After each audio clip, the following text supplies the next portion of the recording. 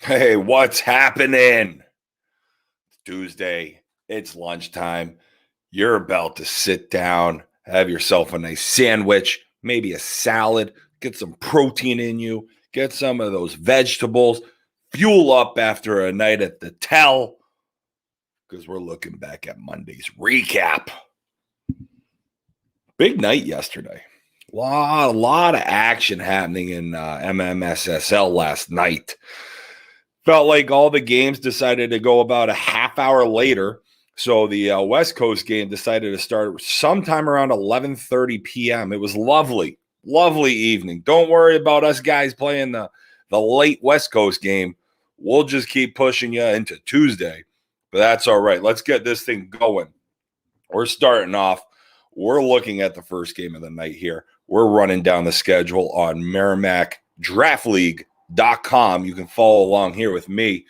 First night, first game, everybody started tagging them early, saying this is the team to beat. Dustin Merrill allegedly was on the podcast saying VFW is his choice. Well, the 2020 MMSSL champions, Buckley Disposal, went out there and gave him a little slippity slap. Slip, slip, slap. Buckley wins 22-16. Big game. Buckley, I had picked them early start. I was kind of jumping on them. I'm saying I'm going to ride my Buckley boys, even though I'm not part of that team anymore. They disappointed me in the first week, losing their first two games. However, Buckley has ripped off 3 in a row. They're on a little bit of a heater right now. They've got the best winning streak in the league going. Buckley wins 22-16. Big game from them. I actually, I'm still riding. I think I've got them picked for Wednesday night too. So Jim, don't mess around here. I want my predictions and my picks to look nicey nice. Next game up, we had New Hampshire Irrigation versus Holt's. Telling you what, Holt's is starting to make me look better. Right? Buckley's was making me look bad in the beginning. Holt's is making me look better now. I've picked Holt's to be in the toilet bowl, as everybody is well aware from the podcast. But Holt's has lost 2 in a row now after New Hampshire Irrigation goes out, and this was more of a slippity slap. This was a spanking over the knee, and just a spanking. 30-13. Joey V's putting together a team there, and he doesn't even have Grass wasn't there, Grassini wasn't there. Corey Hayes wasn't there. So he's missing, 2 studs in the outfield, and he's putting together a nice little team.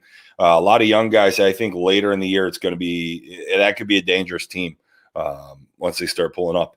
Probably the biggest surprise in the league so far is Andy Lee actually showing up for, I think he's made it to every game and 630s. Unbelievable. Nobody expected this out of him. Joey V pulled some strings. Chad LaFontaine's around. Love this. We're having a great time. Great guys. Also, New Hampshire Irrigation may be the team that hangs out the most this year. It was Buckley last year. I think NHI. It might be NHI this year that's just going to hang around the tell and just fucking drink and hang out and party and really be that anchor at the field, which I love it. We're going to go over to the Legion now at 6:30. Last 6:30 game. Got a lot of talk about this game. Had some talk on my way to the tell for my West Coast game. Heard some stuff after my game. Just a lot going on. A lot of business. I heard it from everybody. I'm not looking at anybody here. I'm not pointing fingers. But I've heard it from both teams. I talked to people on both teams. I've talked to people that were spectating. I've heard it through the grapevine. Great song. Boomers wins 19-16. But listen, I'm just going to put this out there since, now I'm a charity ump and I do charity tournaments now. Where those balls get hit, in the trees at the Legion, it's a home run. Okay. Jim, can we put that out there? If the balls hit the trees at the Legion, it's a home run. They're 100 feet above the field. Those are home run balls. But it's all learning. I was in foul territory. I tagged the orange bag. I said, he's got to be out. No, the orange bag is only for when the runner is going to first. That's it. Otherwise, it's not there. So sounds like there's some controversy in that game. But tight game, 19-16. Sounded like Boomers was the better team. Regional slipping a little bit. They get a little bit of hype, and now they're slipping. They've lost 2 in a row. Boomers on the flip, they've won 2 in a row. So we got a lot going on there. Let's get to the prime time game. Tomahawk versus Monahan. If you haven't listened to the podcast yet, everybody except, I believe, Hayes picked Monahan. So Tomahawk, Corey took Tomahawk. The rest of us took Monahan. Tight back and forth, back and forth. They were doing the dance, right? They're doing a little tango. Here we go. We're going to take the lead. Now you take the lead. Tomahawk was the home team, had the hammer, and they used it as, I believe it was, Big George Hernandez got up there and just absolutely crushed one. Tomahawk, big win for them. They celebrated like it was the Eastern Conference Finals. But they loved it. I love it. See that energy early in the league. Get the hype going. Like I said, year 2021, year of hype your team up, and hustle is free. Hype and hustle. That's it. Maybe I should take my own advice, as I did not hustle out of the box last night. That's another story for another day. The West Coast game, I guess we're just gonna say it was technical difficulties for late. That's why we started so late. But no, we played A&D. Petersen won 20-11.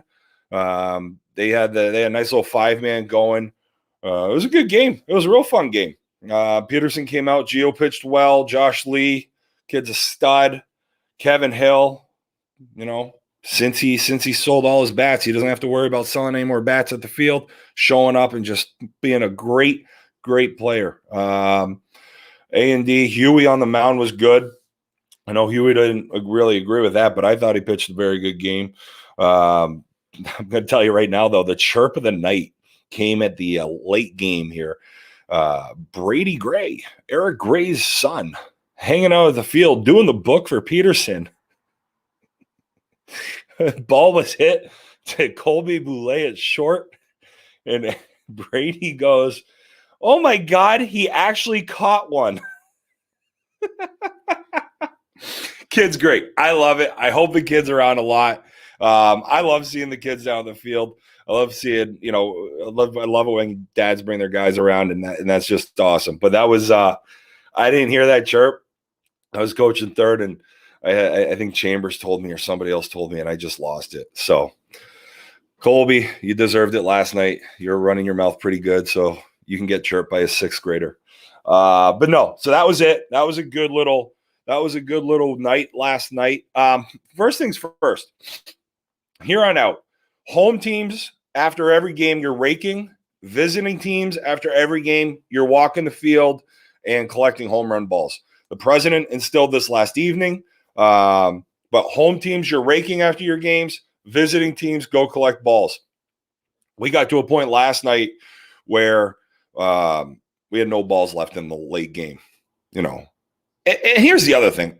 If you're sitting on a tailgate of a pickup truck that big boy Jay Rowe drives, drinking some beer, or maybe if you're hanging out in the bleachers, petting a dog, and you see a foul ball go, just go help us out.